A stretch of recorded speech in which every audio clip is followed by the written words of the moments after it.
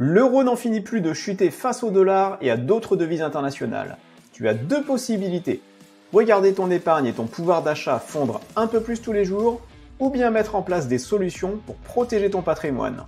Dans cette vidéo, je te propose justement 5 solutions pour te protéger de la chute de l'euro grâce à tes investissements. Je te montrerai notamment comment investir directement ou indirectement dans d'autres monnaies, mais tu verras qu'il existe également d'autres façons de se protéger qui peuvent être encore plus appropriées pour toi.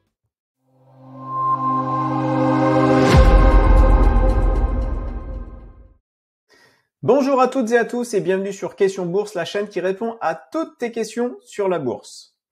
L'euro ne cesse de chuter tous les jours et la question se pose de savoir où cela va s'arrêter. Si l'on regarde le graphique de l'euro contre le dollar américain, on peut voir que depuis 2008, l'euro est dans un grand canal baissier et ne fait que perdre de la valeur par rapport au dollar. Mais plus inquiétant encore, l'euro perd également de la valeur contre d'autres grandes devises internationales.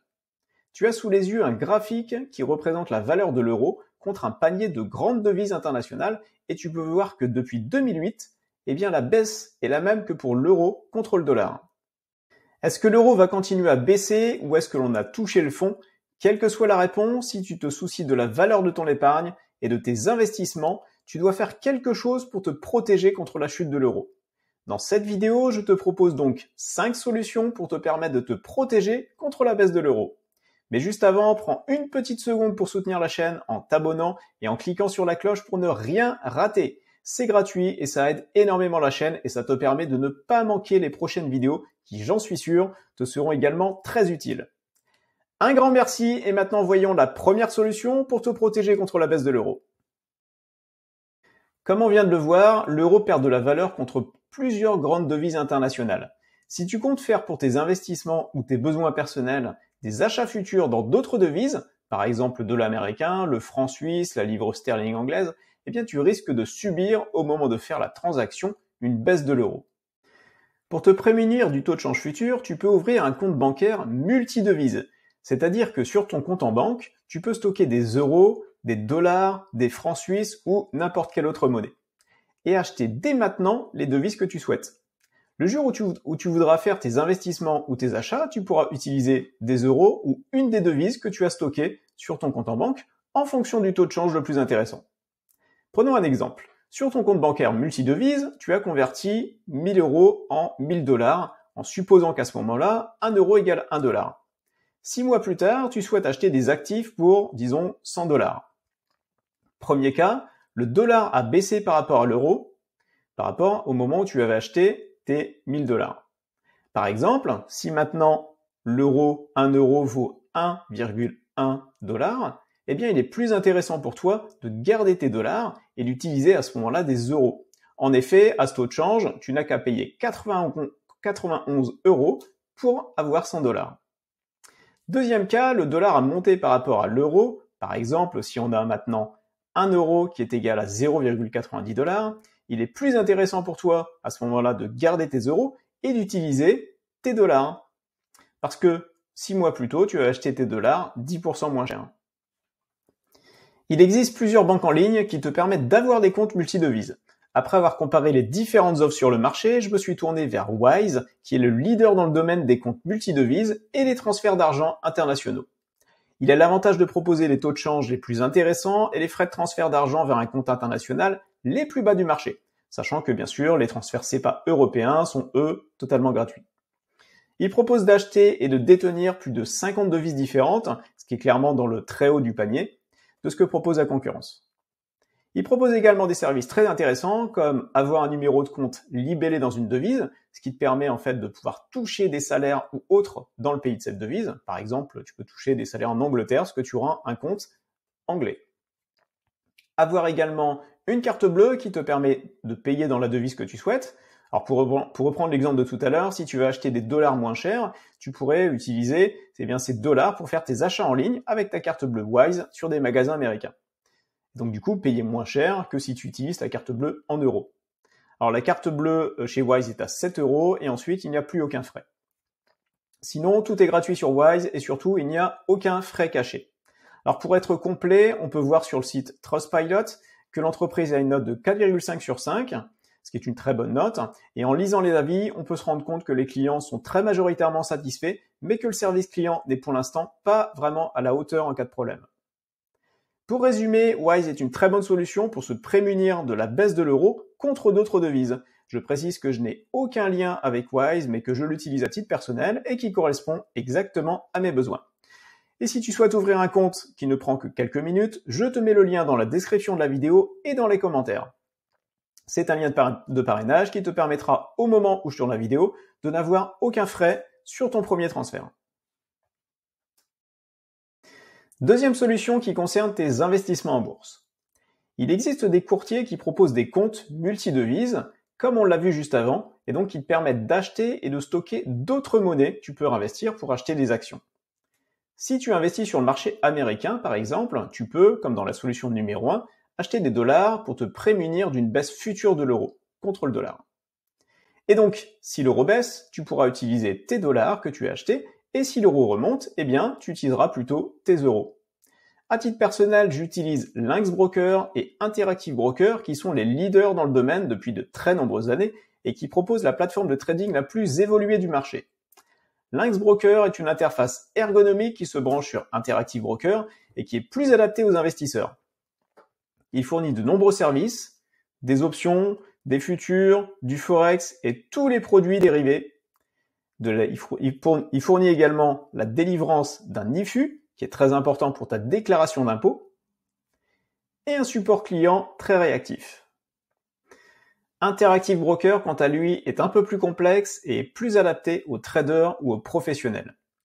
Mais ils proposent tous les deux un compte multidevise et permettent d'investir dans de très nombreux marchés. Par exemple, voici sur Lynx comment tu pourrais acheter des dollars à partir d'euros que tu aurais versés sur ton compte en banque.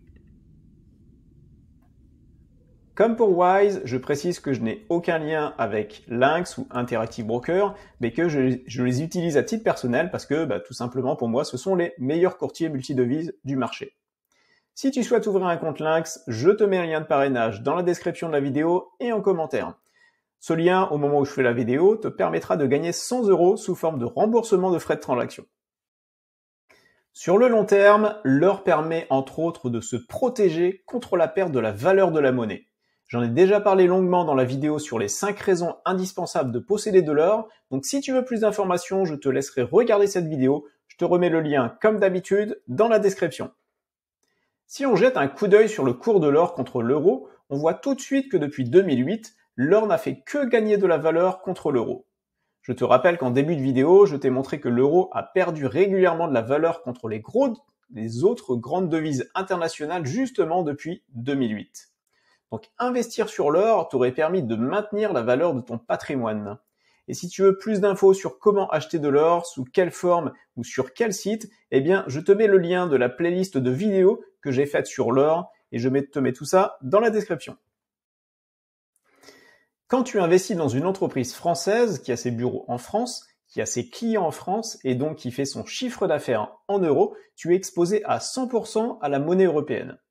Maintenant, quand tu investis dans une entreprise française internationale, comme par exemple Total Energy, qui a ses clients dans le monde entier et qui a une grosse partie de son chiffre d'affaires en dollars, tu te retrouves finalement faiblement exposé à l'euro. Investir dans des grands groupes internationaux te permet donc de limiter l'impact de la monnaie dans ton portefeuille. Quand tu choisis tes investissements en actions, regarde bien la répartition de la monnaie dans le chiffre d'affaires de l'entreprise.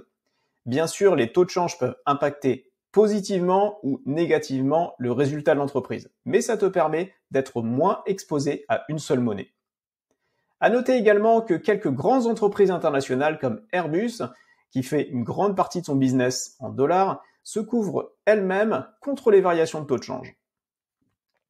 Pour résumer, dans un souci de diversification de ton portefeuille, tu peux mettre des actions françaises ou européennes qui font leur business en euros, des actions françaises ou européennes qui font leur business dans d'autres grandes devises, des actions étrangères qui font leur business dans des monnaies locales. Par exemple, tu peux avoir des actions américaines en dollars, des actions chinoises en dollars hongkongais, etc.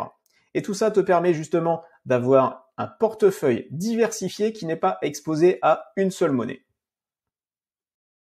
Juste avant de regarder la cinquième et dernière solution que je te propose pour protéger ton patrimoine contre la chute de l'euro, si tu as apprécié la vidéo, merci de mettre un gros pouce vers le haut. Ça te permet de soutenir la chaîne, de récompenser le travail fourni, et moi ça me permet de savoir si ce que je fais est utile pour toi. Donc cinquième solution, il existe ce qu'on appelle les ETF hedgés. Ils te permettent de te couvrir contre le risque de change, par exemple un ETF SP500, comme le Amundi SP500 ETF, qui est composé d'actions cotées en dollars, est sensible à l'évolution du cours euro-dollar. C'est pour ça que Amundi met également à ta disposition un autre ETF SP500, le Amundi SP500 Daily Hedged, qui est couvert contre le risque de change dollar-euro-dollar. Alors cet ETF, il a des frais un peu plus importants, 0,28% contre 0,15% sur l'ETF non hedgé, mais tu neutralises le risque de change pour ne garder que la vraie valeur de l'indice SP500. Car si par exemple, sur une période donnée, le cours du SP500 ne bouge pas, mais l'euro perd 20%, tu as une moins-value latente de moins de 20% sur ton investissement, alors même que le marché américain, lui, n'a pas bougé. Si tu avais investi dans un ETF hedgé, tu n'aurais subi aucune perte, vu que c'est l'ETF qui prend en charge en fait la couverture contre le risque de change. Mais attention, le mécanisme fonctionne dans les deux sens. Et si l'euro reprend de la valeur par rapport au dollar, dans ce cas-là, tu perdrais alors l'avantage de la remontée de l'euro. Donc à long terme, et en prenant en compte les frais plus élevés de l'ETF hedgé, on peut supposer que la différence entre un ETF couvert contre le risque de change et un ETF non couvert, se justifie beaucoup moins. Mais pour du court ou moyen terme, c'est une solution qui est très intéressante. Et toi, qu'est-ce que tu comptes mettre en place pour te protéger contre le risque de change? Écris-le-moi en commentaire et comme tu le sais, je les lis tous et je réponds à chacun d'entre eux. Et si tu souhaites te protéger contre la chute de l'euro en investissant sur l'or, tu peux regarder la vidéo suivante qui s'affiche sur ton écran. Pense à t'abonner et je te dis à tout de suite dans la prochaine vidéo.